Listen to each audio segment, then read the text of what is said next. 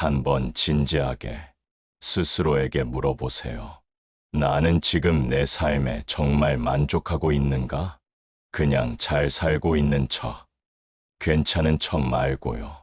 정말 남과 비교하지 않고도 지금의 나를 사랑할 수 있는가? 대부분의 사람들은 이 질문 앞에서 침묵합니다. 하지만 아주 드물게 누군가는 이렇게 대답하죠. 그래도 나는 쟤보다는 낫잖아. 또 누군가는 속으로 중얼거립니다. 쟤는 저렇게 잘 나가는데 나는 도대체 뭐 하고 있는 거지? 이런 말들이 익숙하게 느껴진다면 당신은 혼자가 아닙니다. 사실 우리는 모두 비교 없이는 자기 존재조차 설명하지 못하는 시대 속에 살고 있으니까요.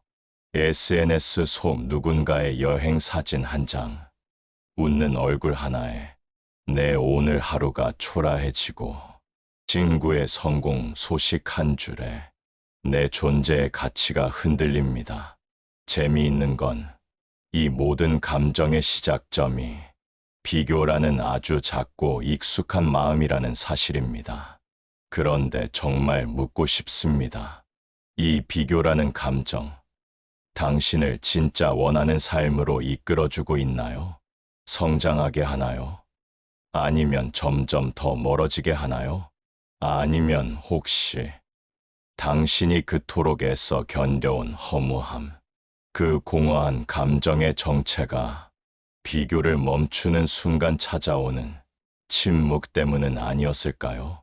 오늘 우리는 이 정체 모를 허무의 실체를 정면으로 마주할 겁니다. 단순한 심리학이 아닙니다.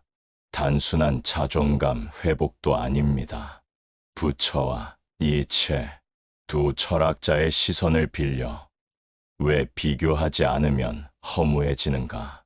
그 깊은 뿌리를 따라가 보겠습니다. 그리고 그 여정의 끝에서 비교 없는 삶이 정말 가능한지, 비교하지 않고도 충만한 존재로 살 수 있는지 당신 스스로 답을 얻게 될 겁니다. 부처는 오래전 이렇게 말했습니다. 모든 고통은 가래에서 비롯된다. 가래. 그 말 속에는 인간의 본질적인 비밀이 숨어 있습니다. 단순한 욕망이 아닙니다. 타오르듯 목마른 갈망, 무언가를 가져야만 살 수 있을 것 같은, 잡지 않으면 존재 자체가 무너질 것 같은 깊은 결핍의 언어죠. 우리는 놀랍도록 이른 시기부터 이 가래를 배웁니다. 기억하시나요? 옆집 애는 벌써 글을 읽는다더라. 넌 왜 걔만큼 못하니?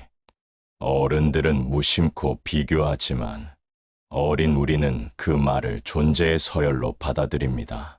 그 순간부터 존재 자체보다 순위가 더 중요해지는 법을 배우기 시작합니다. 나는 나다라는 감각은 희미해지고 나는 누구보다 낫다는 착각만이 우리를 간신히 지탱하게 되죠. 처음에는 비교가 명확했습니다. 점수, 성적, 외모, 인기, 정량화된 수치로 자존감을 매기며 살아갑니다. 그런데 문제는 이 비교는 자라날수록 더 교묘하고 깊어지기 시작한다는 겁니다. 이제는 이런 말들이 익숙하죠. 쟤는 벌써 승진했는데 나는 아직. 쟤는 저런 사람을 만나는데 나는 왜? 비교는 더 이상 시험 점수 따위로 끝나지 않습니다. 삶 전체가 경쟁표처럼 느껴지고 모든 선택이 타인의 결과와 견줘져야만 의미가 생깁니다. 그래서 우리는 끊임없이 누군가보다 낫기를 원합니다. 1등이 아니라도 좋습니다. 단지 누군가 아래가 있다는 사실만으로도 자신의 존재가 조금은 괜찮다고 느낄 수 있기 때문입니다. 하지만 문득 그런 생각이 들 때도 있습니다. 비교할 대상이 사라진다면 나는 어떤 인간일까? 그 답은 생각보다 무섭습니다. 허무하죠. 비교가 멈춘 자리에는 자유도 기쁨도 아닌 정체 모를 공허함이 고요히 고개를 듭니다. 왜일까요? 우리는 오랫동안 타인의 시선을 빌려 자신을 정의해왔기 때문입니다. 내가 지금 잘 살고 있는 걸까? 이 질문에 스스로 답할 수 없어 SNS 속 누군가의 삶을 기준 삼고 주변의 평가로 내 가치를 가늠합니다. 내 인생인데도 남의 눈을 통해서만 의미를 느끼는 사람이 되어버린 거죠. 그렇게 우리는 서서히, 조용히 스스로를 잃어갑니다. 부처가 가래를 통해 비교의 본질을 파헤쳤다면 니체는 훨씬 더 날카롭고 정반대의 어조로 우리를 흔들어 놓습니다. 그는 이렇게 말합니다.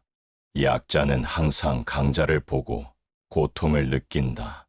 그러나 그 고통의 뿌리는 열등감이 아니라 모방 욕망이다.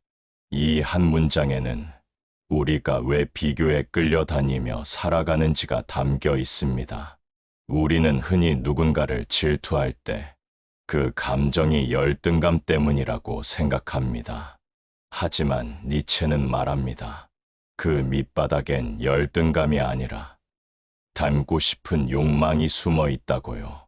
즉, 당신이 지금 불편해하는 누군가의 성공, 질투나는 누군가의 삶은 사실 당신이 속으로 닮고 싶어 하는 모델일지도 모릅니다.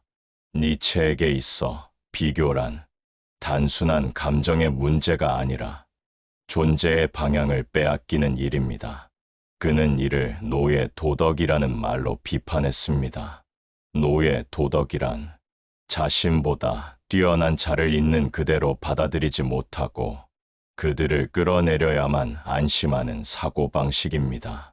즉, 자기보다 빛나는 누군가가 존재한다는 사실 자체를 견딜 수 없어서 그 사람을 깎아내리거나 그 기준에 자신을 맞춰 억지로 따라가려는 태도죠. 예를 하나 들어볼까요? 어떤 사람이 자신의 속도대로 성실하게 살아가고 있었습니다. 조금 늦더라도 자신만의 방식으로 성공을 향해 나아가고 있었죠. 하지만 그 순간 주변에서 누군가 더 빠르고 더 크게 성공한 걸 보게 됩니다. SNS 피드 한 줄, 동창회에서 들은 이야기 하나가 자기 삶을 송두리째 흔들어 놓습니다. 방금 전까지의 만족은 흔적도 없이 사라지고 내가 이룬 건 아무것도 아닌 것처럼 느껴지기 시작합니다. 왜일까요? 그 순간 그는 목표를 잃어버렸기 때문입니다. 나는 왜 이 일을 하려 했는가가 아니라 나는 왜 쟤보다 못하지? 라는 비교의 지옥에 빠진 겁니다. 니체는 이 상태를 가장 위험한 자기 상실이라고 경고합니다. 왜냐하면 비교의 눈은 항상 바깥으로 향해 있기 때문입니다. 진정한 강자란 어떤 사람일까요? 니체는 말합니다. 진정한 강자는 남과 비교하지 않는다. 그는 자기 내부에서 의미를 찾는다. 자신의 목적, 자신의 속도, 자신의 삶의 논리를 따라 살아가는 사람. 그는 타인의 박수에 기대지도 않고 타인의 성취에 흔들리지도 않습니다. 그러나 대부분의 우리는 그렇게 하지 못합니다. 왜일까요? 왜 우리는 남과 비교하지 않으면 안심이 되지 않을까요? 왜 우리는 내 삶의 방향을 내 눈이 아닌 타인의 발걸음에 맞추려 하는 걸까요? 그 이유는 단 하나, 우리 안에 아직 자기만의 기준이 서 있지 않기 때문입니다. 그래서 타인의 속도, 타인의 성과, 타인의 행복이 나의 불행이 되고 내 삶 전체를 흔드는 거대한 파도가 되어버리는 겁니다. 그리하여 우리는 언제까지고 타인의 그림자 아래서 살아가게 되는 거죠. 니체가 비교를 자기 상실의 시작이라고 말했듯이 부처 또한 그 뿌리를 예리하게 짚어냅니다. 다만 부처는 그 근원을 조금 더 내면 깊숙한 곳, 마음의 착각, 그 자체에서 찾습니다. 그는 이렇게 말합니다. 비교의 뿌리는 무명, 즉 무지에 있다. 무명, 이것은 단순히 아는 게 없다는 뜻이 아닙니다. 세상을 있는 그대로 보지 못하고 욕망과 두려움이라는 왜곡된 렌즈로 세상을 해석하는 상태를 말합니다. 즉, 내 눈앞의 현실이 아니라 내 머릿속의 기대와 판단으로 자신과 세상을 끊임없이 오해하는 상태인 것이죠. 어느 날 한 제자가 부처에게 묻습니다. 스님, 저는 자꾸 남들과 저를 비교하게 됩니다. 그 마음이 너무 괴롭고 나 자신이 초라하게 느껴집니다. 어떻게 하면 이 비교를 멈출 수 있습니까? 부처는 조용히 그러나 단호하게 이렇게 답합니다. 남과 비교하는 마음은 당신이 당신 자신을 보지 못할 때 생긴다. 당신은 아직 당신을 본 적이 없다. 이 말은 단순한 위로나 조언이 아닙니다. 존재의 핵심을 찌르는 통찰입니다. 우리는 살아오면서 한 번도 진정한 의미에서 자신을 바라본 적이 없을지도 모릅니다. 우리가 자신을 본다고 믿는 그 많은 순간들, 거울을 보며 외모를 확인할 때, SNS에 올릴 만한 삶을 고민할 때, 주변 사람들과의 대화 속에서 괜찮은 사람처럼 보이려 애쓸 때, 사실 우리는 계속해서 타인의 눈을 빌려 자신을 보고 있는 것입니다. 부처는 이런 상태를 무명이라 부릅니다. 타인의 시선을 통해 나를 해석하는 것, 남의 인정이 있어야만 내 존재가 괜찮게 느껴지는 것, 그 모든 것이 무명의 결과입니다. 그러니 비교는 멈출 수가 없습니다. 내 안에 중심이 없기 때문에 계속해서 바깥의 기준을 가져다 나를 메우려 하죠. 하지만 이 비교는 결국 나를 더 나은 사람으로 이끌기는커녕 점점 더 공허한 인간으로 만들어갑니다. 부처는 그 해답을 단 하나, 있는 그대로의 자각, 즉 지혜에서 찾습니다. 있는 그대로의 나, 타인의 성공도, 실패도, 시선도 내려놓고 지금 이 순간의 나를 직접 바라보는 눈, 그게 없다면 우리는 영원히 남의 기준 속에서 흔들리는 인형처럼 살게 될 겁니다. 지혜란 똑똑함이 아닙니다. 비교 없이도 나를 인정하는 힘, 내가 나일 수 있게 해주는 단단한 자가, 그것이 부처가 말한 진짜 깨달음입니다. 그리고 바로 그 깨달음의 문턱에서 우리는 처음으로 비교 없는 평온을 맛보게 됩니다. 지금 이쯤에서 상상해 봅시다. 만약 시간과 공간을 초월해 부처와 니체가 한 자리에 앉는다면 그 둘은 어떤 대화를 나눴을까요?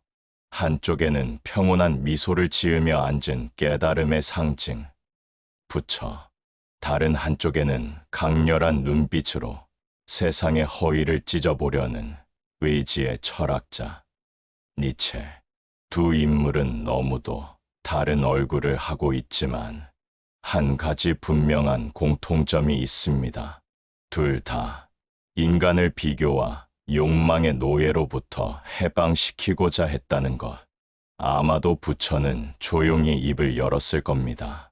모든 고통은 가래에서 온다. 비교는 고통을 낳고 고통은 무명에서 비롯된다. 그러니 내려놓아라.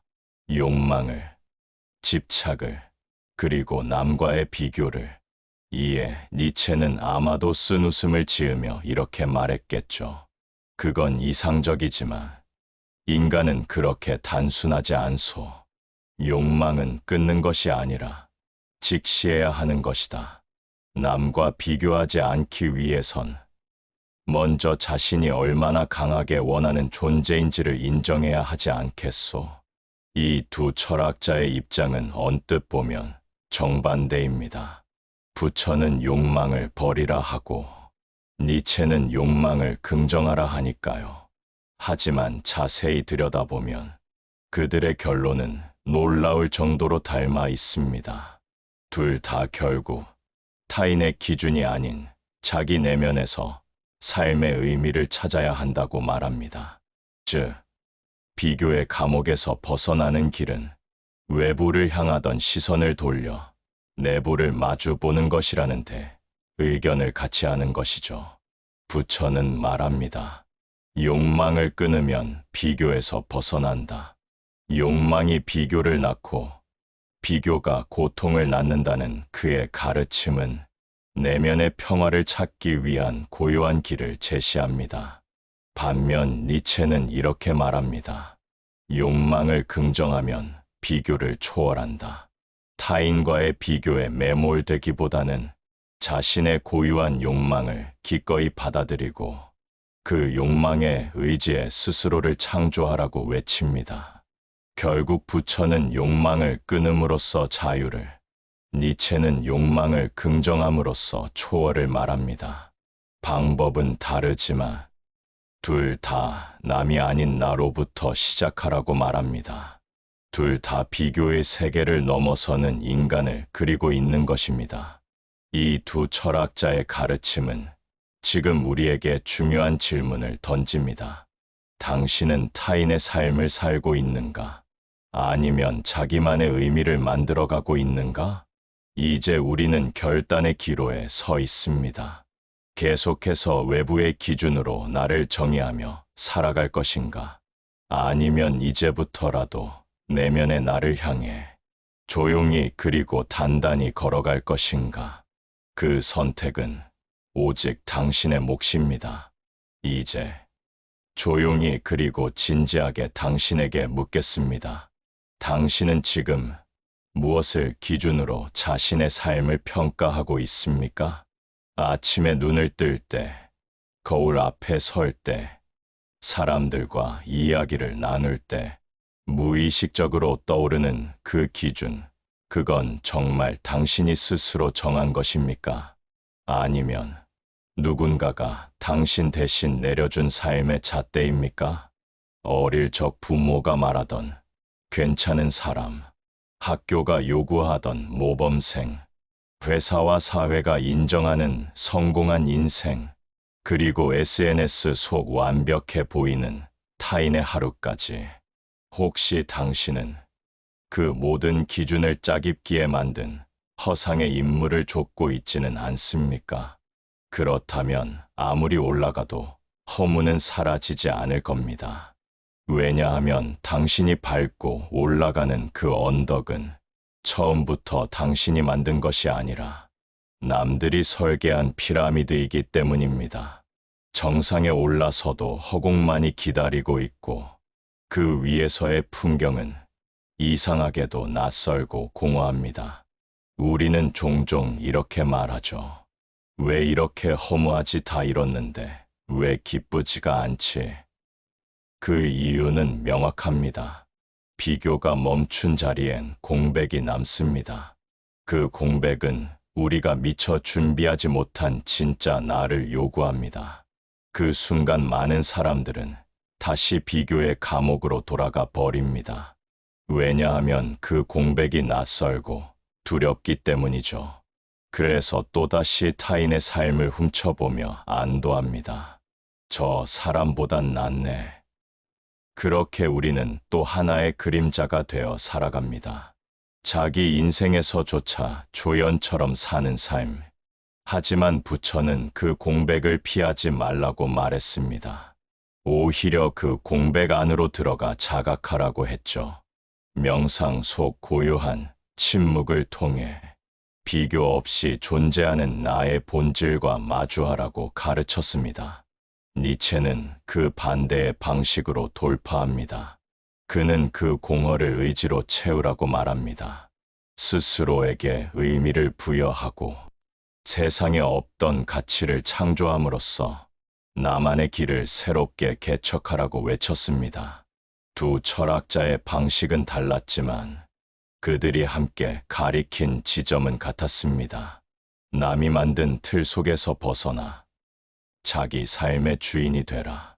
그리고 어쩌면 지금 이 순간 당신이 느끼고 있는 이 설명할 수 없는 허무감, 그건 어쩌면 진짜 당신이 깨어나려는 신호일지도 모릅니다.